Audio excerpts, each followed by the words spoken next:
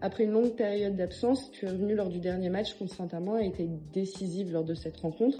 Comment tu as vécu ce retour et comment tu te sens à l'approche de ce quart de finale contre Besançon? Bonjour, je me sens bien. Ça a été agréable et un plaisir de revenir sur le terrain et de revenir avec l'équipe. Pour le match contre Saint-Amand, j'avais pas forcément d'objectif de performance, sachant que j'ai été out pendant un mois. Je voulais surtout retrouver les sensations sur le terrain, retoucher un peu du ballon, et ce qui a été fait, et avec la victoire au bout. Donc, je veux dire que c'est tout bénéfique. Ok, parfait. Emmanuel, après ton choc contre Nice et ta fracture au nez, comment s'est passée la récupération cette semaine et est-ce que tu te sens prête pour le quart de finale contre Besançon?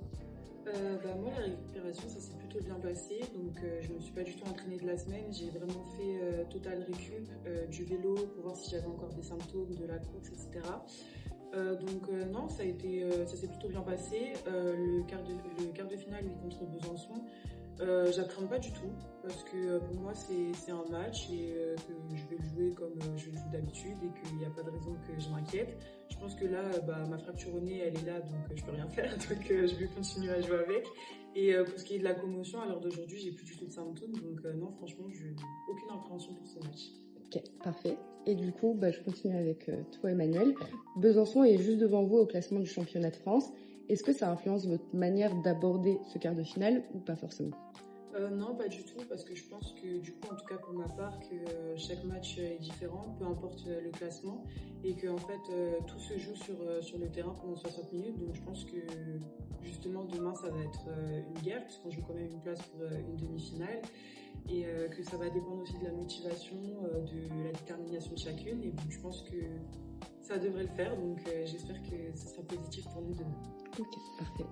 Et finalement, Léa, finaliste l'an dernier au championnat de France, est-ce que ça vous donne forcément l'envie de revivre un parcours comme celui-ci ou est-ce que vous restez focalisé sur cette quart de finale?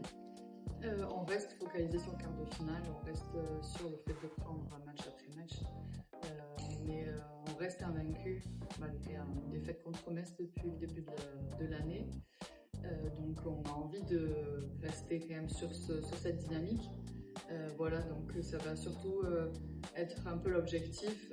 Ensuite, la finale, bien sûr, c'est beau et Bercy, c'est une très belle salle, mais on n'y est pas encore. Il y a le quart de finale, il y a une demi-finale, et puis il y a la finale, donc il y a quand même pas mal d'étapes à passer. On vous attend nombreux pour ce quart de finale de Coupe de France contre Besançon. On aura besoin de vous pour rapporter la victoire. Rendez-vous ce soir à 19h30.